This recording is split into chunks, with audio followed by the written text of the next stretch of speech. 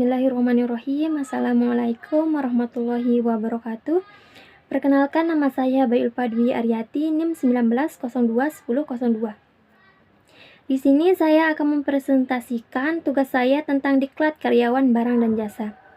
Latar belakang. Dalam menjalankan fungsi pemerintah, sudah pasti dibutuhkan logistik, peralatan, dan jasa yang menunjukkan optimalnya kerja instansi tersebut. Kebutuhan ini dibutuhkan dari beberapa pihak, baik itu perusahaan memiliki pemerintah maupun swasta.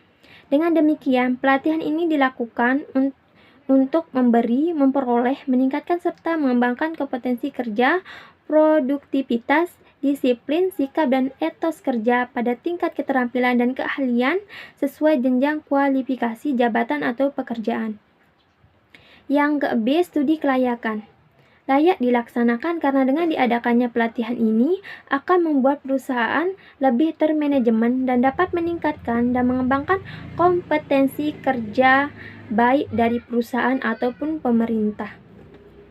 Yang ke-C, materi. Di sini materinya itu ada 4. Yang pertama, mekanisme pengadaan barang dan jasa. Yang kedua, membentuk tenaga kerja barang dan jasa yang profesional. Yang ketiga, menghasilkan karyawan unggul. Yang keempat, BIMTEK, pedoman tata cara pengadaan barang dan jasa. Di sini narasumbernya itu ada 2, yaitu yang pertama Salman SE dan kedua Dewi Aryani SE. Waktu pelaksanaan pada tanggal 6-8 September 2021 jam 7.30 WIB sampai selesai. Tempat Amaya Hotel. Peserta kegiatan 40 orang. Sasaran. Perilaku yang diharapkan dari para peserta. Sasaran harus menspesifikasi kemampuan peserta untuk melakukan pekerjaan tertentu pada kondisi tertentu. Strategi terhadap pelatihan karyawan agar pelatihan karyawan dapat berjalan efektif antara lain. Yang pertama, memberikan materi dengan metode pelatihan karyawan yang bisa digunakan agar proses pelatihan karyawan berjalan lebih menarik. Yang kedua, menyampaikan materi pelatihan karyawan dengan singkat dan jelas agar tidak membosankan. Yang ketiga, memberikan kesempatan kepada karyawan untuk memberikan umpan balik terhadap pelatihan karyawan yang telah diikuti, yang nantinya dapat digunakan untuk evaluasi pelatihan karyawan beserta kontennya. Yang keempat, memberikan kesempatan yang sama bagi semua karyawan untuk terlihat langsung dalam pelatihan karyawan perusahaan.